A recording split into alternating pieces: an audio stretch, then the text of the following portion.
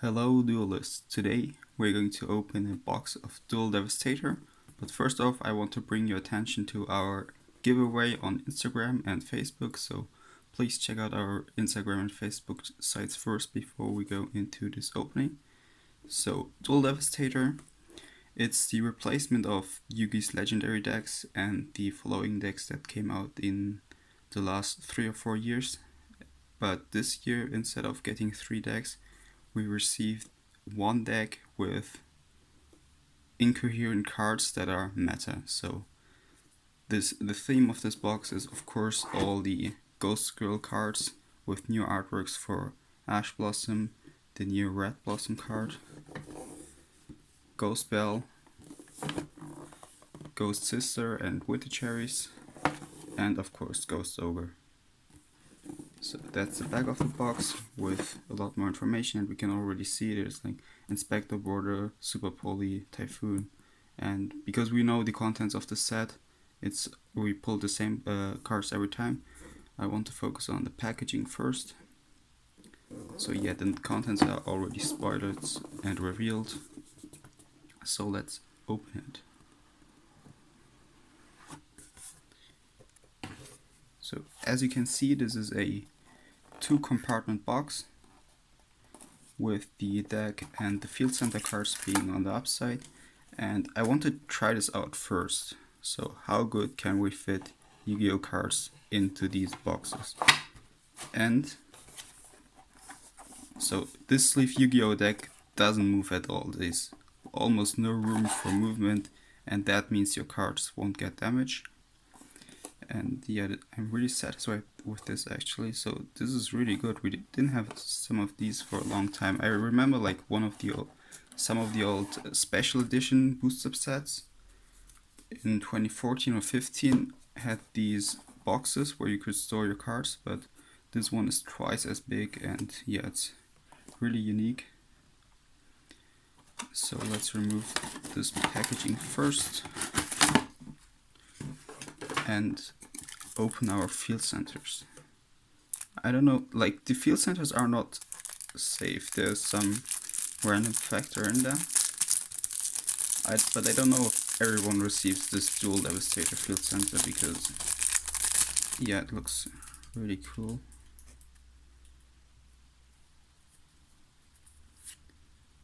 Oh yeah, I'm stupid. It's not the Duel Devastator field center. I have to turn it around. Yeah, this is a Ghost Belle field center. The Red Blossom, really cool artwork. I haven't read the card yet, so we will read it together in a minute. Some anime characters. Sorry if I don't know the names. Yeah, I know Joey, that's easy. And yeah, that's it. 4 field centers. They're all made of cardboard instead of plastic, and they have a really solid feel to them. And I don't know if you can see that, but there's like they feel like an ultimate rare, so you can feel the printing on the card, which is really cool. And yeah, I think my favorite is probably Belle. So let's get to the cards and the deck itself. That's why we are buying this product for. So yeah, as we can see, Ghost Ogre and Snow Rabbit as the first card, and I will try to open this first before I waste your time.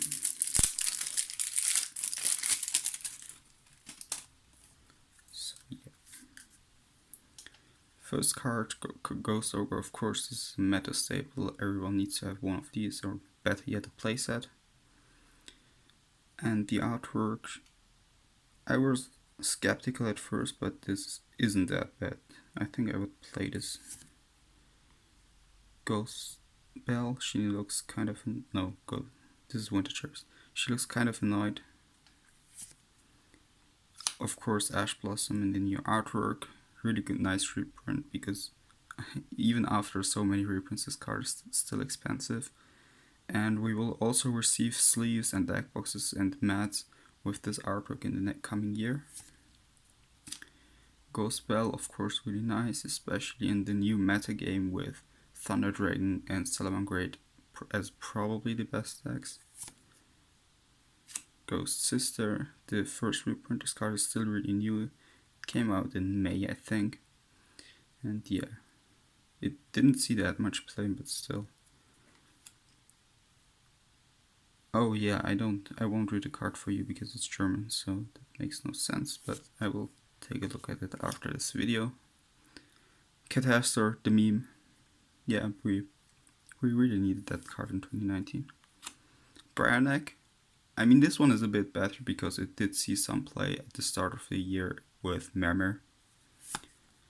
Metaphysaurus. Black Rose Dragon. This one is a nice reprint because this card was not legal in Europe. This was a jump promo card. And yeah, this is the first printing of this card in non-American territories. This is also a nice reprint because all high-speed riders cards have been getting really expensive over the past years. So the really expensive cards like the Hot Red Dragon Abyss cards were reprinted in Dual Power, and Omega was of course reprinted in Battles of Legend, and this is one of the last missing cards. Then Scarlight, which saw some play with Agripain earlier this year, but now Agripain is banned. Trishula, Vermilion, and Ibstora. That's a really nice reprint. This card of course sees a lot of play in Dunalites and Salamangreat. And yeah, even after so many years, it's still one of the best cards you could play. Number 101, Gazelle. Tornado Dragon is also one of the better reprints, considering that the XYZ mechanic is somewhat outdated. Underclock Taker. This is not the first holoprint, right? Yeah, it has been a super rare before in one of the OTS packs. Lanthorincus, this is the first holoprint of this card, but this card doesn't see that much play anymore because yeah, the link mechanic has moved onward and we have a lot more generic link tools that point downwards. Gaia Saber, yeah, it's also really outdated. Deco Toker, oh, it's a classic. The new Deco Toker, so this is also the first print of this card. I think these two cards are the only new cards in the set. Topologic Bomber Dragon is of course a really nice reprint. This card sees a lot of play in Orcus, but also in Sky Striker and other decks like Altergeist as well. Sayuja, one of the most expensive cards in the set before the reprint. Of course, with the semi-limitation of a lot of danger cards, this card doesn't see as much play anymore, but with LP and Pisty still legal, Dragon Link decks will probably still summon Sayuja and dig deeper into the deck. A lot more hand traps, the classic ones with DD Crow and Effect Veiler of course. Yeah, really nice, because this card always creeps up to €2, but yeah, we are getting steady reprints of Effect Veiler almost every year. Gate Blocker of course because of Mystic Mine, which is still at 3. Dankor Sega, really nice, especially for the Thunder Dragon decks. Inspector Border, I don't like this card, please don't play it. Spell Canceller. Lancia, absolute staple card this year. Like since Savage Strike has been released, this card has not moved out of my side deck, I think, because Orcus is so relevant, and yeah, this card is absolutely needed for competitive play. A holo print of Vanity's Fiend and Majesty's Fiend. Pankratops, another reprint, like 3 reprints in 4 months, I think. Yeah, Konami step up. Gamma Seal, Mind Control, really nice reprint. So this card also has seen a lot of play, especially after the World Championship this year, where it has been popularized in Salamangreat, but it also sees a lot of play in side decks in general, because this is the best answer to Orcus Sports, this is the best answer to Colossus, and if you can't play Super Polymerization, This is your next best bet. Wave Motion Cannon. Don't support this strategy, please. Super Poly. Book of Eclipse. This is also somewhat outdated because Link monsters cannot be flipped face down, of course. Silent Graveyard. Cosmic Cyclone in Ultra Rare. Yeah, this is nice. It actually looks like the ultimate rare version of the same card, but yeah, this card also sees a lot of meta play, so it's really nice to have. Called by the Grave in Ultra Rare, one of the most played spell cards in the game. Different Dimension Ground, Typhoon, Forbidden Apocrypha, Dimensional Barrier. This card is still decent against Pendulum and Thunder Dragon. I could imagine that this card sees some more play in the upcoming format. Lost Wind, Heavy Storm Duster,